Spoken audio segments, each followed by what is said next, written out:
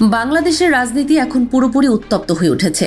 Doctor Mohammad ইউনূসের ঘোষণার পর স্পষ্ট দেশ এখন যাচ্ছে এক ঐতিহাসিক সিদ্ধান্তের দিকে, যেখানে চতুর্থবারের মতো হতে যাচ্ছে গণভোট নির্বাচন, যেখানে জনগণই ঠিক করবে দেশের ভবিষ্যৎ রাজনৈতিক কাঠামো।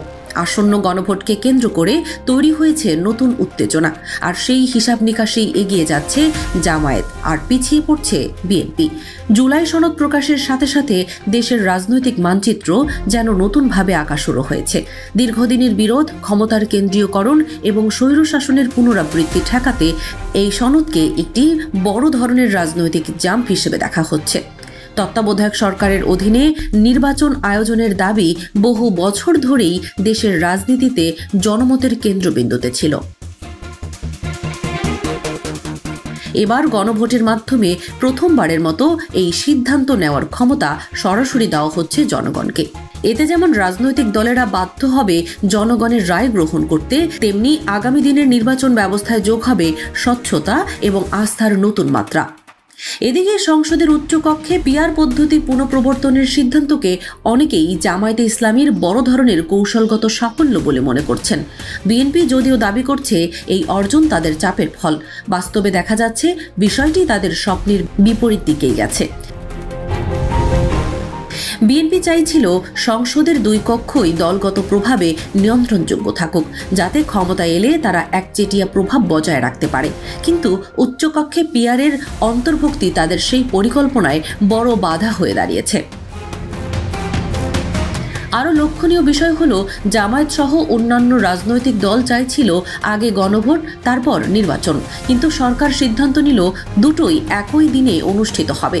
প্রথম দেখায় এটি জামায়াতের পরাজয় বলে মনে হলেও গভীরে গেলে দেখা যায় এটি তাদের পক্ষে একটি কৌশলগত সুবিধা তৈরি করেছে। কারণ উচ্চকক্ষে আনুপাতিক প্রতিনিধিত্ব কার্যকর হলে কোনো একক রাজনৈতিক দল ভবিষ্যতে ক্ষমতার অপব্যবহার করার সুযোগ পাবে না। বিএনপির মূল লক্ষ্য ছিল ক্ষমতায় গেলে যেন অতীতের মতোই প্রশাসন, বিচার বিভাগ, নিয়োগ প্রক্রিয়া, মানবাধিকার কমিশন কিংবা দুর্নীতি দমন কমিশনের মতো প্রতিষ্ঠানগুলো নিজেদের প্রভাবাধীন রাখা যায়। উচ্চ আদালতের বিচারপতি নিয়োগ থেকে শুরু করে বিসিএস নিয়োগ, সব জায়গায় নিয়ন্ত্রণ বজায় রাখার ইচ্ছাই তাদের আগের অবস্থানকে স্পষ্ট করে। তারা চাইছিল এসব বিতর্কিত ইস্যু যেন গণভোটের বাইরে থাকে, কিন্তু ডক্টর ইউনূস এগুলোকেই জনগণের রায়ের আয়তায় নিয়ে এসেছেন। অর্থাৎ জনগণ যদি জুলাই সনদ অনুমোদন করে, তবে বিএনপিকেও সেই সিদ্ধান্ত মানতে হবে। এখন দেখা যাক গণভোটের প্রকৃতি কেমন। ব্যালট পেপারে একটি মাত্র প্রশ্ন, আপনি কি জুলাই সনদ এবং সংশ্লিষ্ট সংবিধান সংশোধনকে সমর্থন করেন? আর তার নিচে 4টি প্রস্তাব: তত্ত্বাবধায়ক সরকার কাঠামো, দ্বিকক্ষ বিশিষ্ট সংসদ, 30 দফা ঐক্যমত বাস্তবায়ন এবং অন্যান্য সংস্কার। সবগুলোতেই জনগণের সরাসরি মতামত দেওয়া থাকবে।